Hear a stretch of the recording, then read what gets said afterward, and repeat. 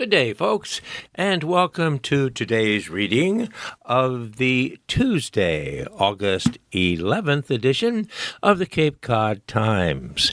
This is Doug Fagan, your volunteer reader, coming to you today, as always, from the studios of the Audible Local Ledger here in Deer Crossing in Mashpee, Massachusetts. Well, friends, it's another hot day today. We're going to have some pretty high temperatures again today and throughout the week. Just coming in from my car to the studio, I noticed how hot it is already. All right, well, let's take a look at the specifics of the weather for today and throughout the week. As I mentioned, it's pretty warm already, and the last several days have said partial sunshine, but it's ended up being mostly sunshiny. Today, we're going to have that. Mostly sun and a high of 85 degrees. So keep those ACs working. Tonight we've got a full moon shrouded in a few clouds with an overnight low of 64 degrees. Tomorrow, another warm one. As is the case throughout the week, we're going to be in the 80s all week long. Tomorrow, Wednesday, clouds and sunshine, typical to today, with a high of 82, 3 degrees cooler. How about that? And an overnight low of 69, which is 5 degrees warmer than tonight's overnight low. Thursday, 83 degrees, mostly sunny, a possible thunderstorm scattered around and about somewhere, but we've heard that before and nothing's happened. So Thursday, 83 degrees with an overnight low of 67. Friday, some sun, maybe some showers in the afternoon, but other than that, not an unpleasant day. High of 82 degrees, an overnight low of 64.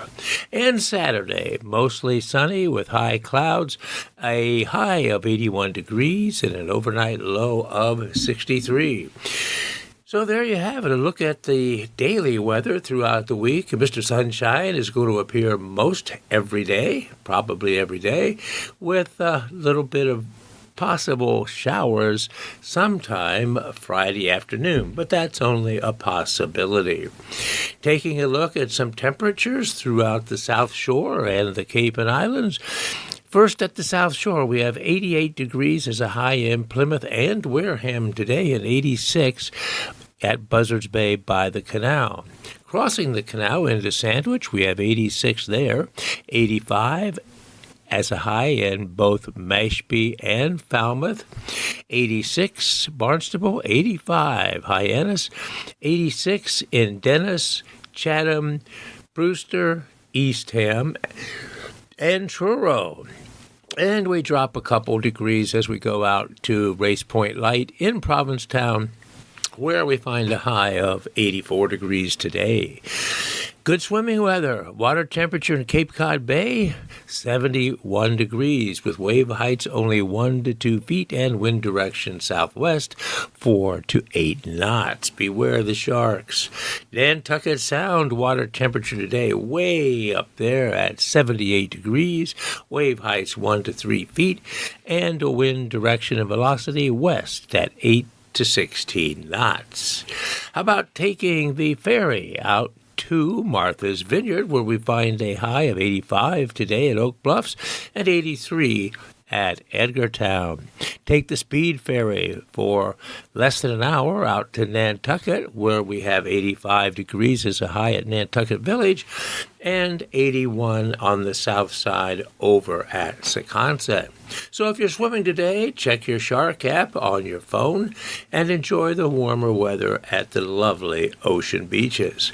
So if you have errands or tasks to do that take you out and about, every day this week looks pretty good, with Friday being supposedly the only chance of showers. But we know how that can change.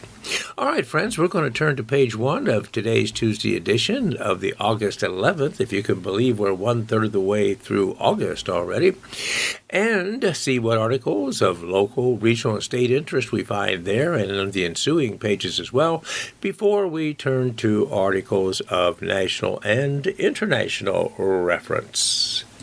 Our headline article this morning is this. It just simply says water work. It has underneath that saying the U.S. Coast Guard is fixing 2 rocky boating hazards south of Cape Cod. This article is written by Heather McCarran of the Cape Cod Times staff. Just underneath the headline, there's a picture of a gentleman in an open boat with an outboard, and underneath that picture it says, "Equipment reshaping Collier Ledge, a notorious boating hazard, works in the background as a fisherman motors past off Osterville on July 27th. Since 2020, at least 9 boats have hit Collier Edge, including 2 in 2024. One of those incidents happened 2 years ago when a 36-foot boat carrying 8 people, including 5 children, struck the ledge. The U.S. Coast Guard is removing part of the riprap, a mound of large rocks layered atop the natural ledge that once supported a fixed navigation aid. Similar work is being done at Southwest Rock." So the picture of the gentleman in the open boat fishing is dwarfed by the large boats, a tugboat and a trawler-type boat further out in the ocean working on the ledge. Here's the article. In a Facebook post, Jim Saben, S-A-B-E-N, of Yarmouth, recalled running his sailboat onto Collier Ledge years ago, despite knowing the notorious navigational hazard was there. He told the Times he'd been running the craft on autopilot and had become distracted. For many Nantucket Sound boaters, Collier Ledge has long been a name on a chart and a hazard to avoid. Now, the shoal south of Osterville is one of 2 trouble spots getting a facelift. After more than a year of local review, the U.S. Coast Guard is cutting Collier Ledge and Southwest Rock, a second hazard to the northeast, cutting it down to size. "I'm fine with taking it down," Saben said of Collier Ledge. That's spelled C-O-L-L-I-E-R, by the way, Collier Ledge. "I hope they relocated some for marine life." Saben's outlook reflects the competing interests that have shaped the project. Supporters point to a long history of close calls and collisions. Others question what reducing the structure could mean to fish that make their home there.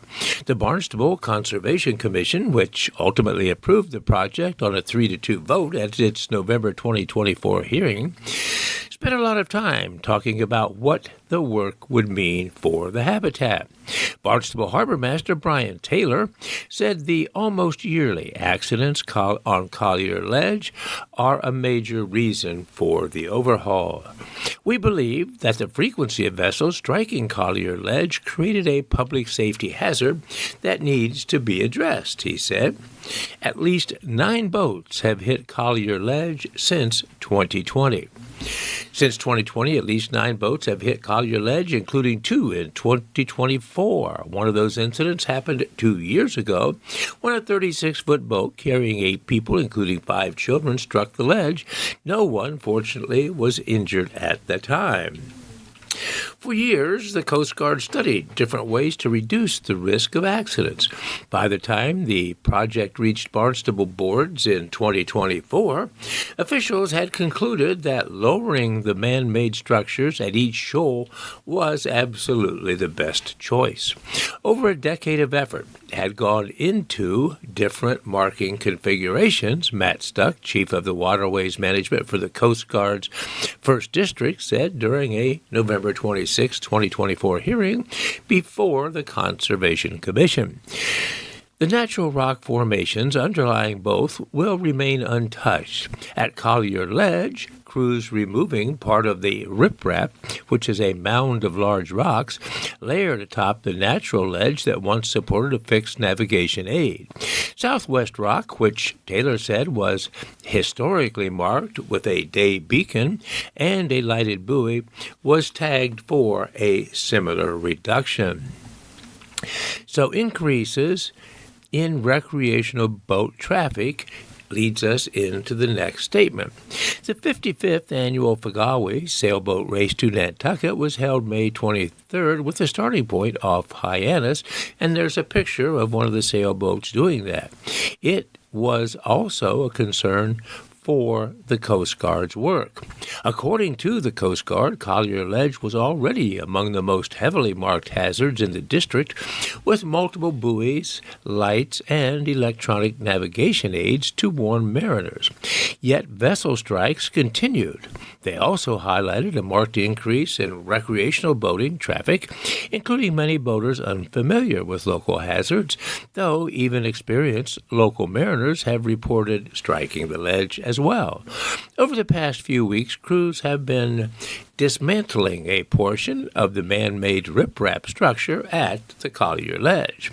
Vessels and equipment assigned to the work were deployed elsewhere as of late last week, but they will return soon. The Coast Guard's Northeast District Public Affairs Office on August 7 confirmed the task is unfinished and that contractors are expected to resume work in the late summer or early fall. The agency anticipates wrapping up the project in the late fall of this year.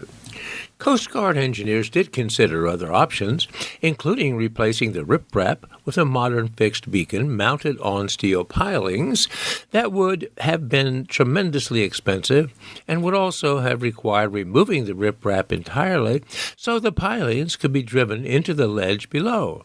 Engineers said that would have disturbed the ledge even more and driven away all the fish and marine life. According to project documents, crews are removing about 2,700 square feet of rocks at Collier Ledge and another 4,500 square feet at Southwest Rock. The stones will be dropped at a state-approved artificial reef off Yarmouth, where they can continue sheltering marine life. Rather than taking away all of the riprap, the project is taking the structures down to 7 feet below the main low water, meaning there should be still about 7 feet of water covering the remaining material, even during exceptionally low tides. Officials said that depth should provide enough clearance for most modern vessels in Nantucket Sound, while leaving some of the material in place, thus striking a balance between improving safety and maintaining the marine habitat that's developed around the structures, particularly at College Ledge, a favored fishing spot. The age of the man-made structures at both sites is an estimate, at least for now. At the CONCOM's final hearing, one comment said historic charts recognized Collier Ledge and Southwest Rock as hazards as early as the first half of the 19th century, when navigational aids were being added throughout Nantucket Sound. Around the same era, a lighthouse was built at nearby Bishop and Clerk's Shoal, south of Gammon Point, to mark another notorious danger to mariners. The project will not leave what remains of the hazards unmarked. Coast Guard representatives told the Conservation Commission that existing aids to navigation will remain, including a lighted isolated danger buoy, recognizable by its red and black bands, a nearby orange and white hazard warning buoy marking the presence of the ledge, and an electronic AIS aid to navigation that can be displayed on AIS-equipped vessels. All right, there you have it. Coast Guard work at Collier Ledge and what's being done to dismantle a portion of the man-made riprap structure there to make it safer for mariners due to the many wrecks of boats that have occurred there. All right, we are still on page 1, and the headline of this next article unfortunately says one driver dead after head-on car crash. This is by Rachel Devaney of the Cape Cod Times Network, and here it is. A head-on two-vehicle crash in Sandwich claimed the life of one individual this past Sunday night.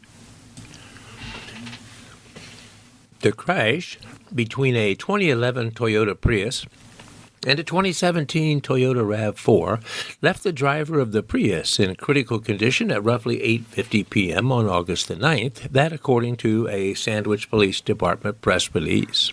The driver of the Prius was transported to Cape Cod Hospital, where he eventually died, according to the police. The police did not release the name of the man who died. The Prius, according to police, was traveling west, and the RAV4 was traveling east. Both vehicles collided in the area of 87 Farmersville Road, according to the police report. The Prius had the sole male operator, and the RAV4 had 3 occupants. Both vehicles did sustain significant damage. The occupants of the RAV4 were all transported to Cape Cod Hospital, according to the police, with non-life-threatening injuries. The cause of the crash remains under investigation, according to the police press release. The final article here on page 1 that has a local reference is headlined by this: Shore-based white shark fishing restrictions are expanded. And there's a map below that headline showing some of the expansions, and below that map drawing, it says, a map shows the Massachusetts coastline where shore-based shark fishing restrictions are in place. Emergency regulations were extended to Nantucket on July 31st, effective for at least 90 days, while the state considers whether to make them permanent. The map was provided by the Massachusetts Division of Fisheries. It says below that, packed public beaches are creating a safety concern. This article, too, is written by Heather McCarran of the Cape Cod Times Network, and here is the article. State fisheries officials have expanded emergency restrictions on shore-based white shark fishing to Nantucket in response to an increase in activity from island beaches this summer, posing a public safety concern.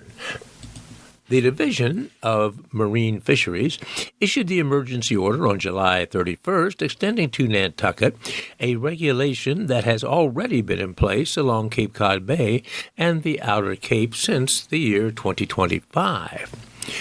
Among the shore-based white shark fishing incidents the DMF has documented on Nantucket this season was a July 18th incident that prompted the temporary closure of Nobadir Beach on the island's south shore after anglers targeted white sharks near swimmers and a surf school, according to DMF. 2 days later, Nantucket public safety officials formally requested that the state expand restrictions to the island. These emergency regulations are about protecting both public safety and one of Massachusetts' most iconic species, the DMF said. The restriction will remain in effect for 90 days while the state considers whether to make it permanent. A destination for anglers to target white sharks is a statement that leads us into the next paragraph, which says, white sharks are a familiar seasonal presence off Cape Cod, where a thriving gray sea population helped make the region a global hotspot for the species. In its July 31 advisory, DMF noted Massachusetts has also become a seasonal destination for anglers seeking to target white sharks. Nantucket angler Elliot Sudall, whose unintentional catch and release of a nearly 9-foot white shark on June 7 drew widespread attention online, said he's disappointed by what he described as people attempting to be fishing influencers, seeking attention online by targeting white sharks, especially after the catch gained attention on social media. Basically, I caught that great white, and the video went viral, he said in a written response by Instagram. I've caught 2,000-plus sharks off the beach here, and that was the first white shark I've ever caught. Sudall said he immediately removed the hook and released the shark. I stand by doing everything correctly in that situation, he said. While he enjoys fishing, he emphasized that public safety should come first. I'd rather never shark fish again than a kid ever get bit, he wrote, and noted that the state's regulations make perfect sense to him. So what do these new regulations actually do? Well, under the state regulations now extended to the island, anglers fishing from restricted shorelines may not use a combination of large hooks and long wire leaders commonly associated with pursuing large sharks from shore.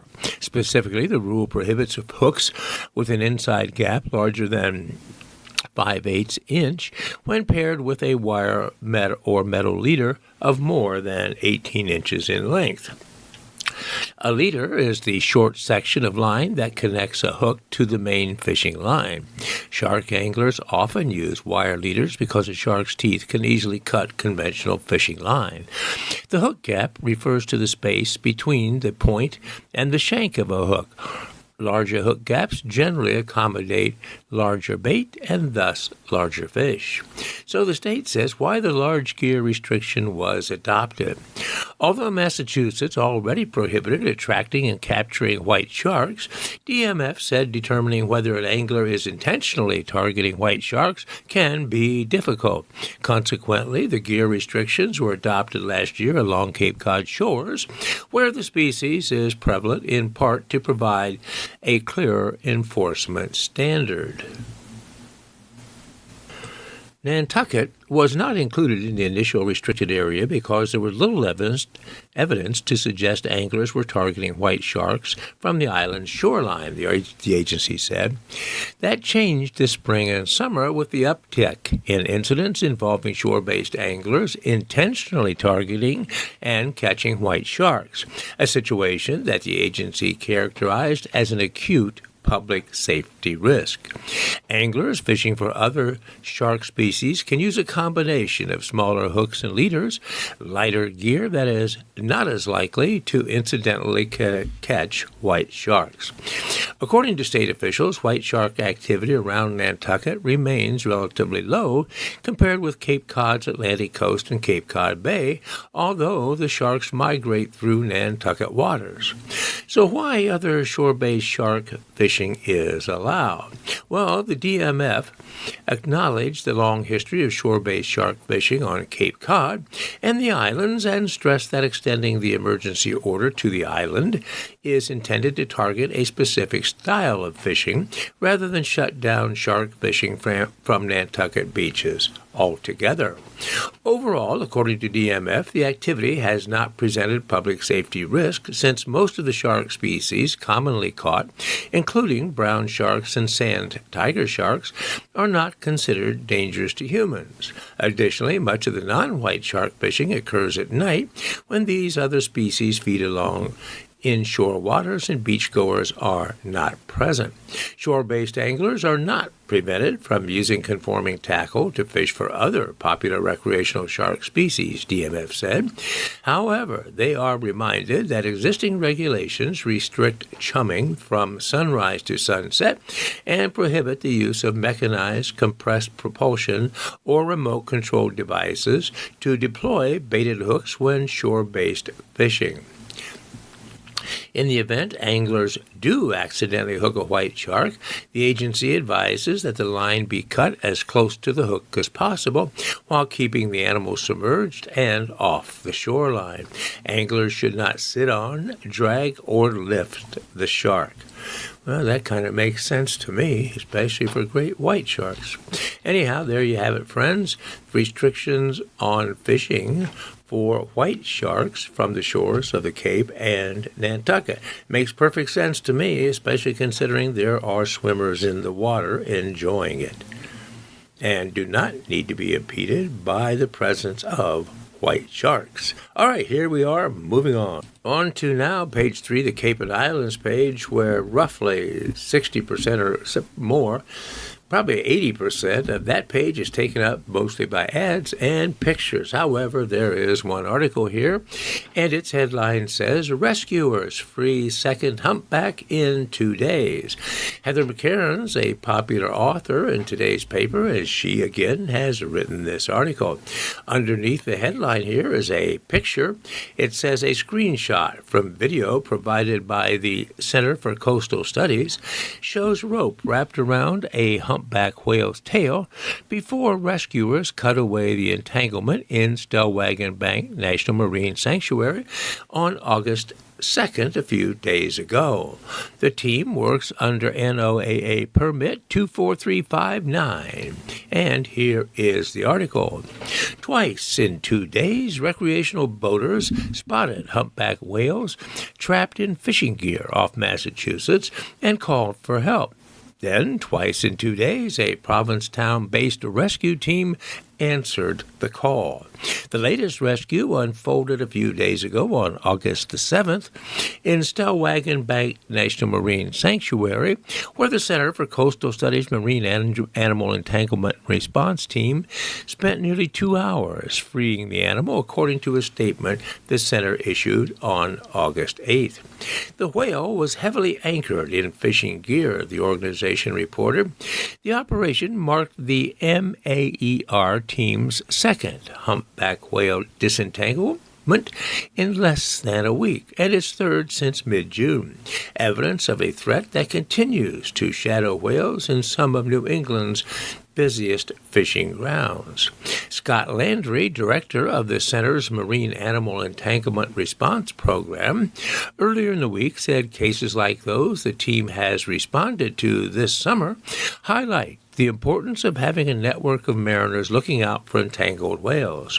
Prompt reporting from recreational boaters gives entangled whales a much better chance at survival, he said. During the late morning on August 7, recreational boaters saw the whale within the Stellwagen Sanctuary, the NOAA-managed marine protection area at the mouth of Massachusetts Bay that spans about 842 square miles of federal waters between Cape Cod and Cape Ann.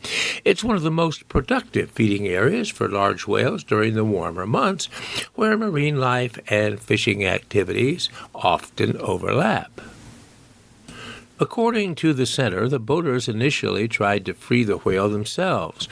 Once they realized the danger of that attempt, they called the CCS Whale Disentanglement Hotline after returning to shore. The team described the whale as relatively large. Working from a small inflatable boat, the team assessed the whale's injuries and the configuration of the entanglement before beginning to carefully work at cutting the gear away. Using grappling hooks and hook-shaped knives on long poles, the team systematically removed the entanglement, the center said. Once freed, the whale dove immediately and swam off quickly. The scene echoed another rescue 2 days earlier, just west of Halibut Point near Rockport, when recreational boaters again spotted a humpback towing a fishing buoy and alerted authorities. On June 14th, the Provincetown team freed a young humpback, also in Stellwagen Bank. Recreational boaters spotted it tethered near the surface by a rope wrapped around its tail, which made it difficult for the animal to swim. During a July 27 research cruise on Stellwagen Bank, members of the MAER and Humpback Studies team came across that whale again and reported they were guardedly optimistic that the whale appears to be healing from his injuries quite well.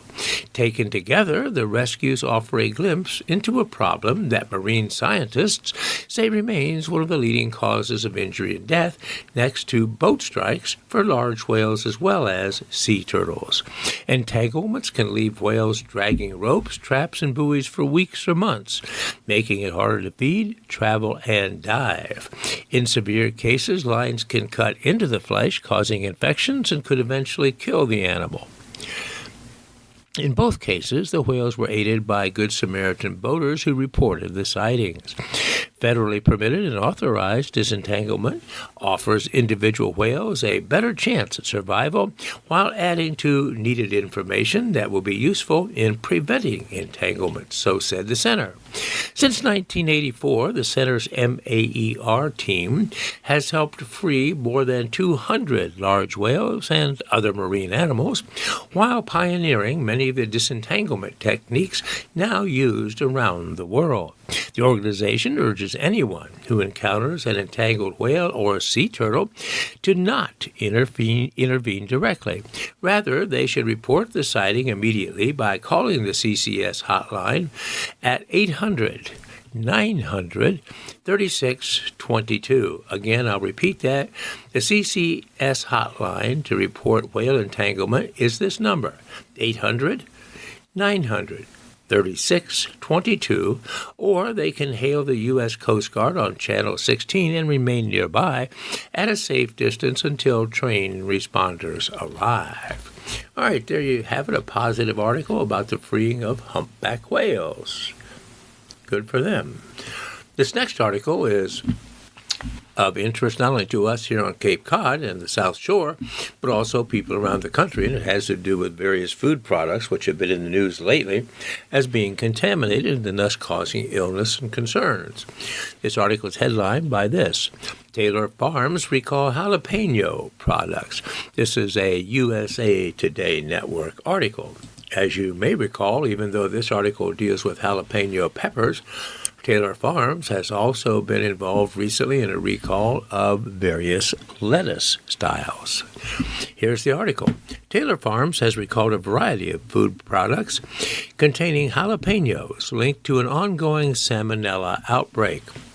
The affected products were sold in 26 states at grocery stores, including such brands as Kroger, Walmart, Target, Trader Joe's, Whole Foods, Hannaford, and Stop and Shop, according to an August 9th recall notice published by the Food and Drug Administration.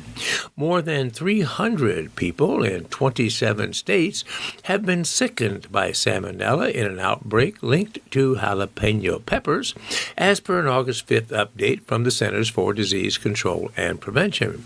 The CDC said the outbreak is believed to have originated from jalapenos grown in Sinaloa, Mexico.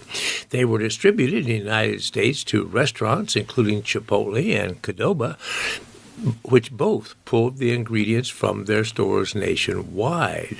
According to the FDA recall notice, Taylor Farms has pulled a variety of food items because it may have used jalapenos from a grower linked to a salmonella outbreak. However, the company said it is not aware of any illnesses linked to its products containing jalapenos at this point. Salmonella is a foodborne illness that can cause stomach cramps, diarrhea, and vomiting, according to the CDC. The recalled products include pre-made guacamole, pico de gallo, salsa, and dip products sold under various brand names, including some store brands.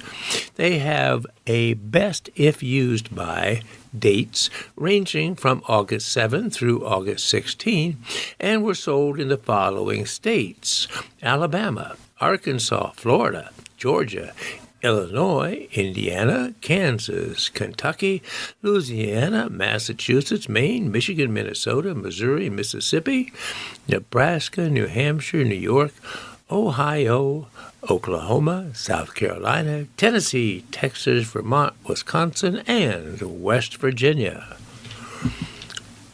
Anyone who has one of the recalled products should discard them immediately, according to the CDC. Refunds are available at the location of purchase, and consumers with questions can contact Taylor Farms. Taylor Farms is at the center of a widespread Cyclospora outbreak linked to iceberg lettuce. The salmonella outbreak tied to jalapenos does not appear to be connected to the Cyclospora outbreak. Separately, on August 8th, the U.S. Department of Agriculture issued a public health alert for meat and poultry products containing jalapenos, also connected to the outbreak. They were sold nationwide at supermarkets and some convenience stores, including Kroger, Hannaford, Wawa, Albertson, Tom Thumb, Randall's, Racetrack, H-E-B, Walmart, and Dillon's. A full list of products can be found on the web. If consumers have any of the items listed in the USDA alert, they should not eat them. The agency also said it's urging retailers not to serve or sell the products. There have been no confirmed reports of illness from the products containing the affected jalapenos. So right now, folks, iceberg lettuce and jalapenos should be on your list of items with a do not buy until further evidence is given that they are okay to purchase. Well, friends, we're a little past the halfway point of today's broadcast, and as you know, it's typically at this point where we take a look at the various obituaries that may be in the paper. However, today, for whatever reason, maybe the high cost of putting an obituary in the paper, we don't have any. So what we'll do is move on to a look at the lottery before going into some articles referencing the nation and the world. As you may know, the Powerball lottery, it was last night at the drawing approaching $1 billion, the eighth largest in U.S. history. I don't know at this point if anybody won last night or not, as I'm sure they're still going through the numbers, but what we can do is take a look at the winning numbers, and I know I didn't win, but maybe you did. So here are the numbers. Beginning first with the Powerball, which says it was up to at least $975 million. Can you even begin to imagine what you would do with that amount of money, even after taxes? The estimated cash value of that was $422.3 million, a little less than half of the overall amount. Anyhow, here are the winning numbers drawn yesterday, the 10th of August, for Powerball. 6, 37, 54, 55, 64, and a Powerball of 10. Again, 6, 37, 54, 55, 64, and a Powerball of 10. The Mega Millions, the little sister at this point, has a jackpot of only $80 million. Estimated cash value, $30.4 million. The winning numbers drawn last Friday in the most recent drawing, that's August the 7th, were these: 17, 20, 32, 54, 57, and 23. The next drawing for the Mega Millions will be held today at 11 o'clock this evening. Mass cash. That jackpot is $100,000 top prize. The midday numbers were drawn yesterday, the 10th of August, and here they are for midday mass cash: 8, 13, 15, 25, and 32. 8, 13, 15, 25, and 32 for midday mass cash. Evening numbers drawn for mass cash were these: 5, 11, 13, 14, and 17. 5, 11, 13, 14, 17 for evening winning numbers for mass cash. The numbers game, again drawn yesterday. Here are those winning numbers. The midday drawing for yesterday, the 10th of August, were these: 8098. 8098 midday drawing yesterday for the numbers game. And the evening numbers game again for yesterday, 5869. 5869 even numbers game drawing. And if you play Megabucks, the next drawing is tomorrow at 9 o'clock. There's a jackpot there of $26.65 million, and here are the winning numbers drawn from yesterday. 10, 11, 12, interesting combination. 10, 11, 12, 20, 29, and 41. Megabucks, 10, 11, 12, 20, 29, 41. Next drawing for that is tomorrow at 9 p.m. And finally, the Millionaire for Life, which offers $1 million a year for life. Here are the winning numbers drawn from yesterday, Monday, the 10th of August. 2, 24, 30, 40, 51, with a Millionaire for Life ball of 5. 2, 24, 30, 40, 51, Millionaire for Life ball of 5. And you can't win if you don't play, which is pretty obvious. For those of you who do play, I say to you, as I always do, good luck, players. Geez, I wish I could win something just once. All right, we're now moving on. You may have heard about the terrible earthquake, in Colombia, and this next article references that. I happened to see on the news last night terrible devastation and people just barely able to escape down to buildings and buildings as they collapsed. It was just a mess. So here's the article. The headline says there are many people trapped, and underneath there's a picture of a man walking in front of just total devastation of collapsed buildings. Underneath the picture, it says a man walks past the rubble of a collapsed building after an earthquake in Pereira, Pereira, Colombia, on August 10th. The powerful earthquake rocked Colombia and their neighboring Latin American countries, with medical teams rushing to help victims after buildings were damaged or collapsed in several cities. This is a Reuters news agency article with a dateline of Bogota, Colombia. At least 111 people were killed after a powerful earthquake struck western Colombia yesterday, August 10th, topping buildings across several cities, damaging hospitals and infrastructure, and trapping people beneath the rubble in what authorities called the country's strongest earthquake of the century. That death toll now, I know from checking various news articles, has risen from this article, which says 111, to 169, with many more people still yet to be found. The quake struck just days after Abelardo de la Espriella was sworn in as president, thrusting the new administration into its first major crisis, with memories still fresh of devastating twin earthquakes in neighboring Venezuela in June. The national government has all of its capabilities deployed to protect lives, assist affected communities, and deliver aid wherever it's needed, he said in a national address around 1 p.m. local time, upon declaring a national state of emergency.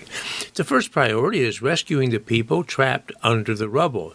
De la Espriella said preliminary reports indicated 111 dead and 87 injured, which has grown significantly by those initial reports, along with dozens of collapsed buildings and damaged homes. The U.S. Geological Survey said the 7.4 magnitude quake struck at a depth of 66 miles.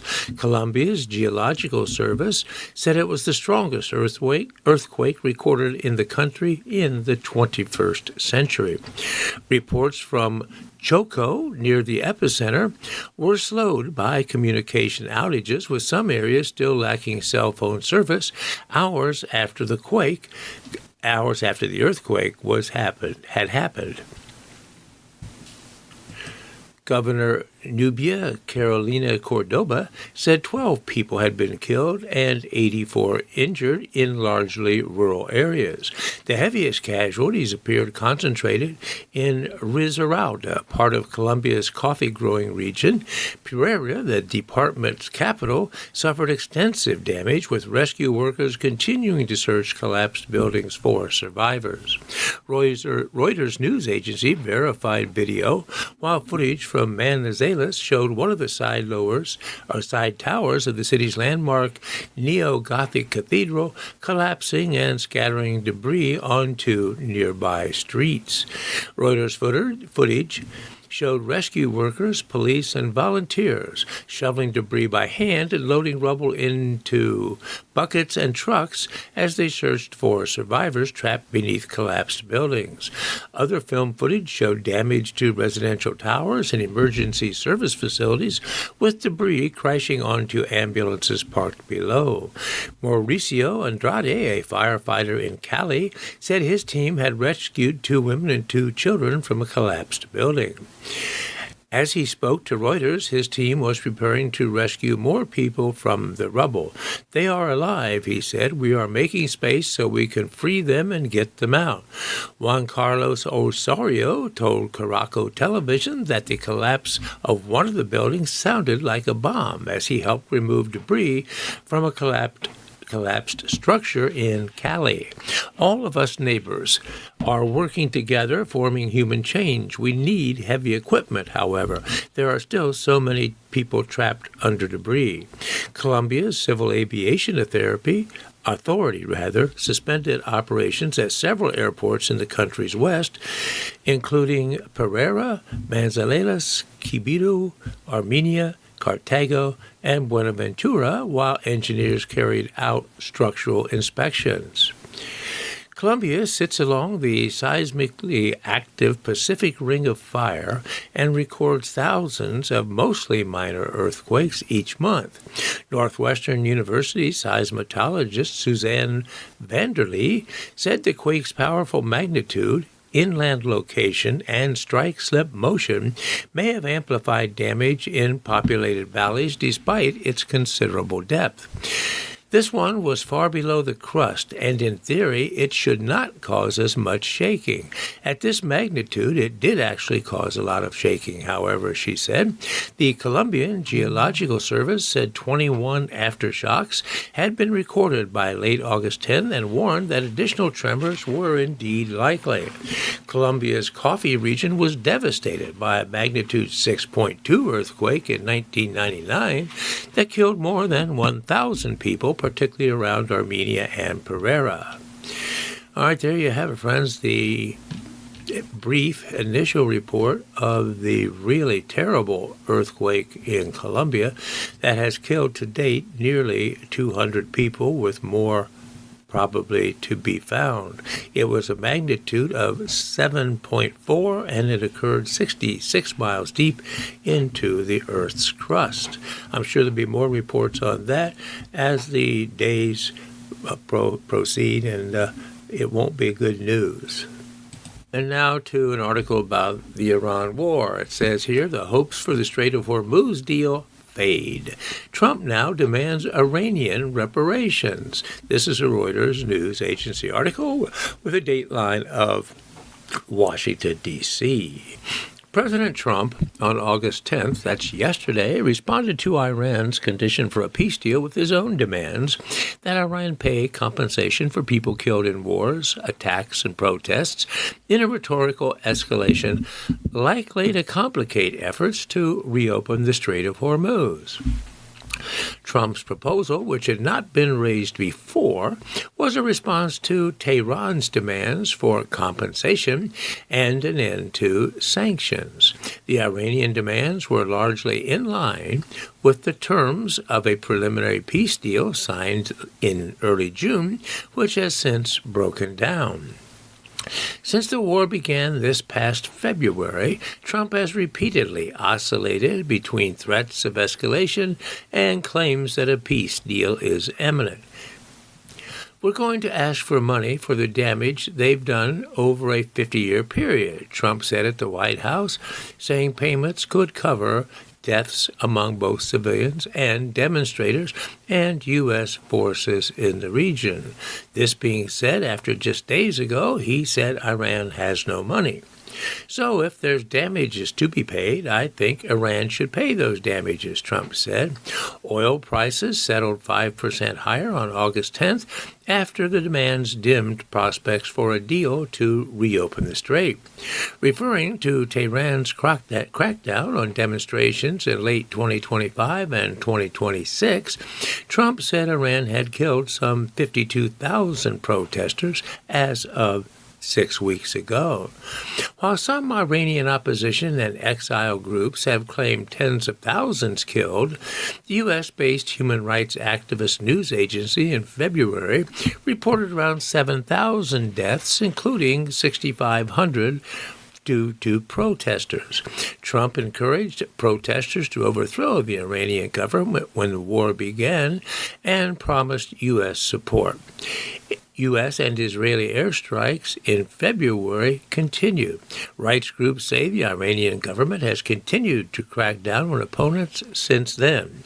In an October 2000 attack in Yemen on the naval vessel USS Cole, which has been blamed on al-Qaeda, not Iran. Also, with respect to the Iran negotiations, Iran should be responsible for the damage and death caused to the people of Lebanon, Syria, Yemen, and Gaza, Trump wrote in a Truth Social post. Iran earlier said it was nearing a final pact with Oman, defining new shipping lanes between them through the Strait of Hormuz, but repeated that the United States must meet conditions, including compensation and an end to sanctions and an end to military threats, before the key waterway is to be reopened. The strait, through which about one-fifth of global oil and liquefied natural gas flowed prior to the conflict when the strait was open, has been effectively blocked since the war began, pushing up oil prices and inflation worldwide. So Trump is under pressure. Ironically, the agreement with Oman would give Tehran more leverage over the key waterway than it had before the war began. Trump is under pressure to end a war that is deeply unpopular at home ahead of the midterm elections in November, and high fuel prices are a top issue in rural areas that have backed him in the past. What you're seeing here is the beginning of a capitulation, Democratic U.S. Representative Bill Keating said on CNN. This is reality. It's sinking in. Earlier on August 10th, Iranian Foreign Ministry spokesman Esmail Bagel said talks with Oman were progressing smoothly and constructively, with an agreement reached on shipping route map, while some technical issues remain unsolved.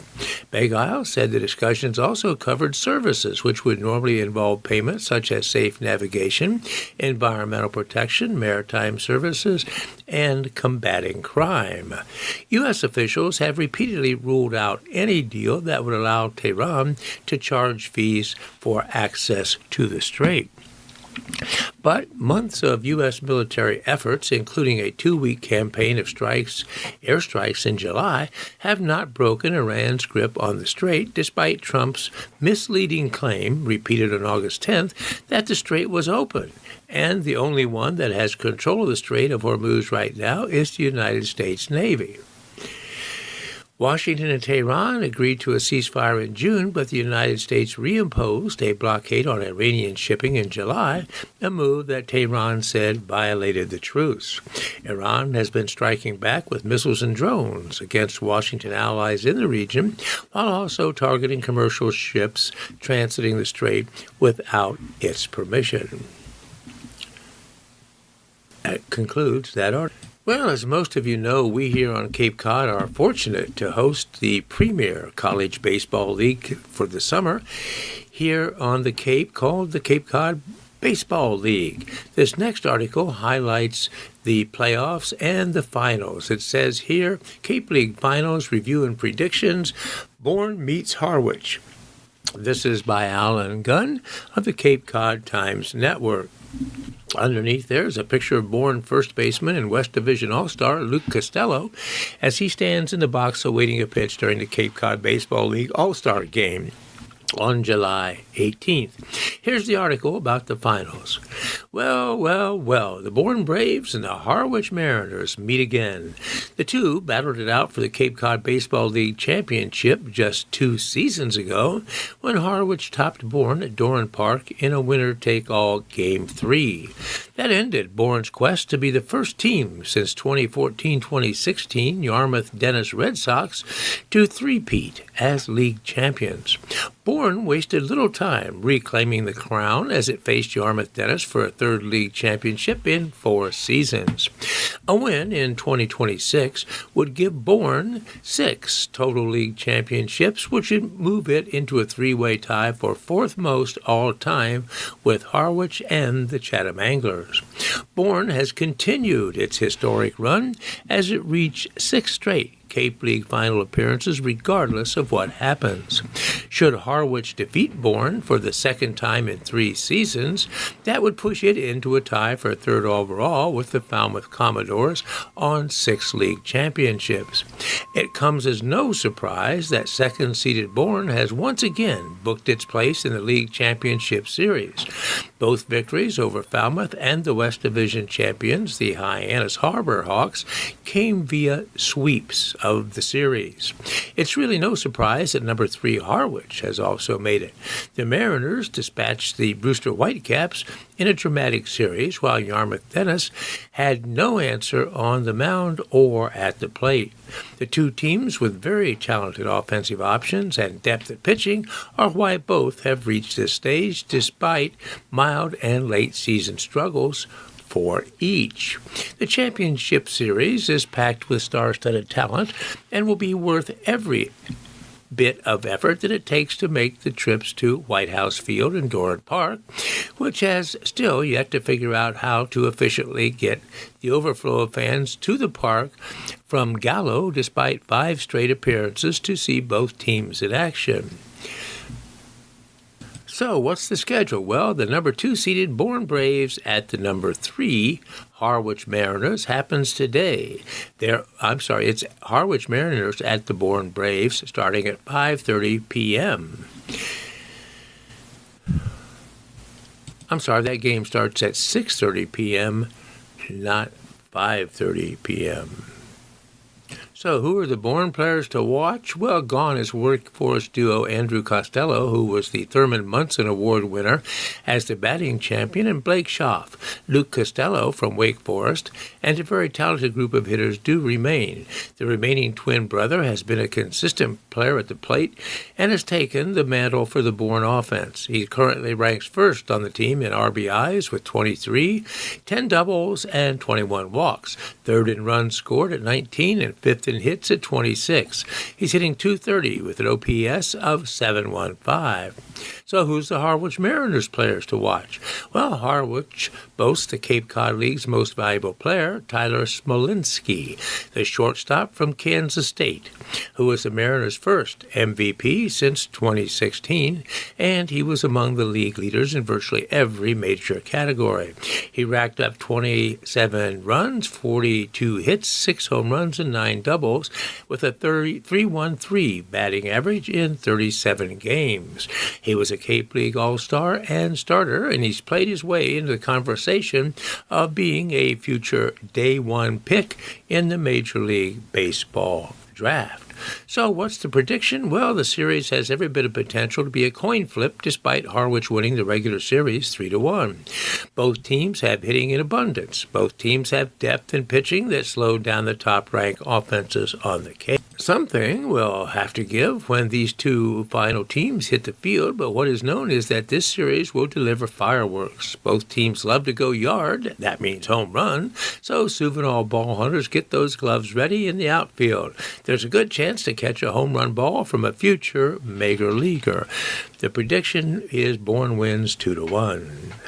All right, friends, let's continue to conclude today's broadcast by a continued look at sports and the standings in various leagues of Major League Baseball. Well, in spite of the amazing surge of your beloved Boston Red Sox recently, they still remain 8 games behind the first place Tampa Bay Rays in the Eastern Division of the American League. The dreaded New York Yankees are 6 games behind and thus lead Boston by only 2. So Boston continues in the race. They now have they have a record of 64 wins and 54 losses and are still surging. So good things are in the future for the Red Sox.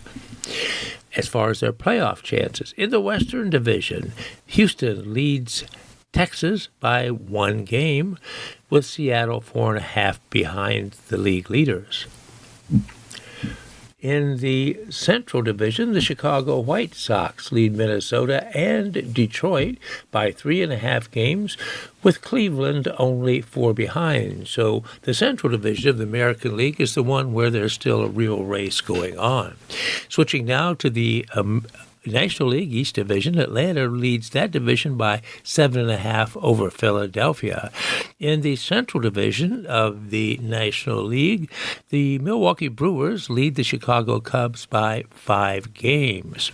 And in the West, of course, the Los Angeles Dodgers are leading that division by 7.5 games over the Arizona Diamondbacks and 8.5 over San Diego. All right, fans, continue to root for those Red Sox.